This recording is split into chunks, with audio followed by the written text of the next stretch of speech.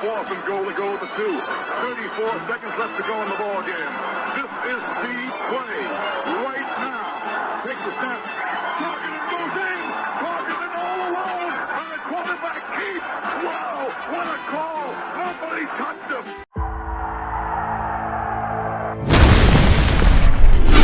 Here is Jeff, the host of the Gridiron.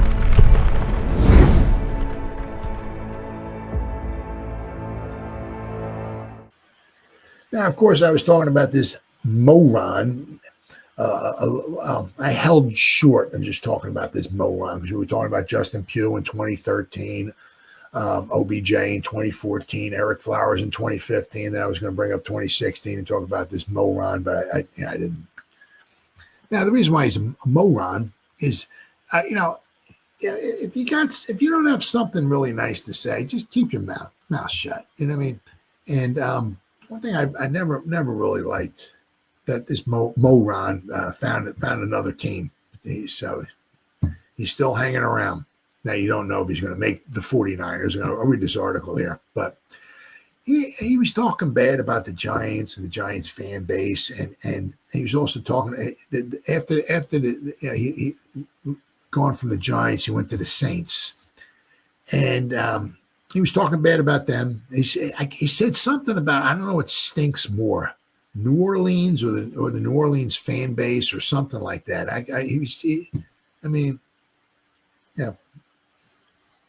Talking like he's like a 2-year-old kid. So then what wound up happening after that was, of course, then he winds up giving up the game-winning touchdown in the Super Bowl. And, of course, it's on the cover of Sports Illustrated. So the idiot got what was coming to him. So good for him. But I said, I never, yeah. But it just goes to show you why it's so important to hit on these draft picks. I mean, we keep drafting cornerbacks. And if Eli Apple actually hit, this guy's still around, right? He can still be on this team. But we're drafting DeAndre Baker, and we're drafting Banks, and none of these, right? And it's first-round picks. And so, although to be fair to Banks, obviously just so far for what they say on at least Big Blue Kickoff Live, anyway. He's doing pretty good. I mean, he's given up some receptions, but when he's given up receptions, apparently from what they're saying, Banks has been right there. He's been rather sticky so far. So maybe a fire has been lit under his rear end. Maybe he's seen the light. Maybe the new coach that they have is really helping inspire him. Maybe Debo coming in has helped him out. Maybe we'll have to wait and see. But Banks is so far. It's looked pretty good. It was what they say in training camp. But yeah, that's why it's so important to hit on these draft picks. But good old Eli Apple. Oh my goodness. Giants fans won't believe which former first rounder just got another shot. The Eli Apple doesn't fall far from the tree of other former Giants. Now, that doesn't mean he's going to wind up making the team, but in a move no one saw coming, literally no one, the San Francisco 49ers has signed Eli Apple to a 1-year deal. Yes, Eli Apple, the 2016 top 10 pick by the New York Giants, whose short, rocky tenure with Big Blue still lingers in the memories of fans for all the wrong reasons. Yep. Apple now joins a Niners defense that's been ravaged by departures and is already dealing with injury concerns, most notably to second-year corner Renardo Green. And just like that, one of the league's most polarizing journeymen lands with a hopeful Super Bowl contender. Wow. How's that for a late July plot twist? Apple's career takes wild turn with shocking 49ers deal. Apple's career arc has been anything but boring. Drafted 10th overall out of Ohio State, he lasted less than 3 seasons with the Giants before being shipped off to New Orleans in a cloud of locker room drama. Since then, he's bounced around to the Carolina Panthers, Cincinnati Bengals, Miami Dolphins, LA Chargers, showing flashes of potential, but not exactly doing enough to stick around. And now with the 49ers. So he was with the he's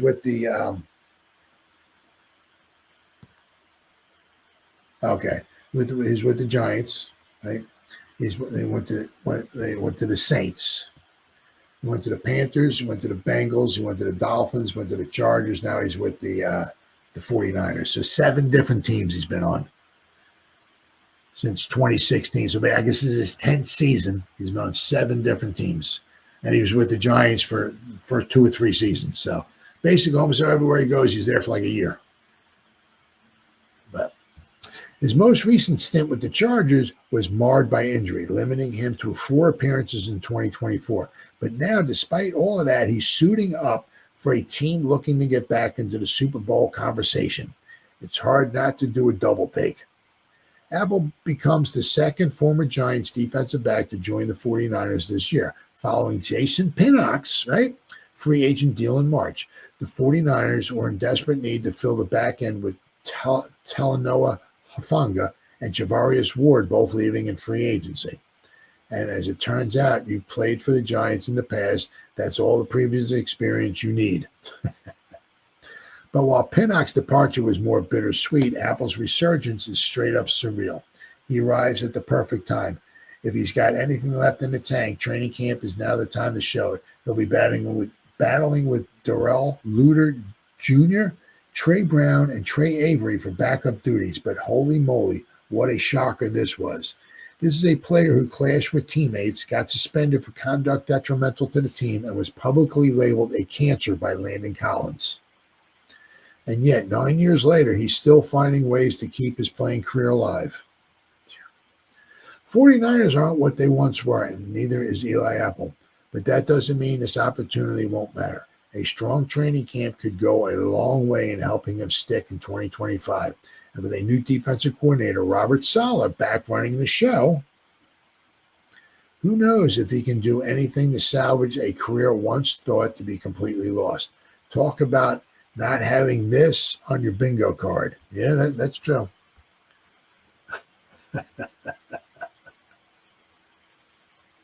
That is true. So, Eli Apple, boy, all this time, still around there, all this time. I mean, it's just one of those things. And I remember when Landon Collins was talking about that, about him being like some type of a cancer. It just, I mean, and that the thing about that was also that was one of those that was those back-to-back years, right? When the second round pick was better than the first round pick, because 2015 we got Landon Collins in the second round. Eric Flowers was in the first round. The second round pick was so much better than the first round pick. 2016, right? Sterling Shepard in the second round. Eli Apple in the first round. The second round pick was so much better than the first round pick, right? But that's why it's so important to hit on those picks. It seems like nowadays the GMs and all that, with Shane and all that, maybe do a better job as what the guys are like. Don't seem like we're bringing in or drafting any rotten apples, like when they're like a cancer to the locker room. These guys are high quality guys. A lot of them used to be captains on their team and stuff like that. So we're bringing in, it's not necessarily translating the wins, which is of course what you want, but they are bringing in we want to call high quality people, right? So Eli Apple was not one of them.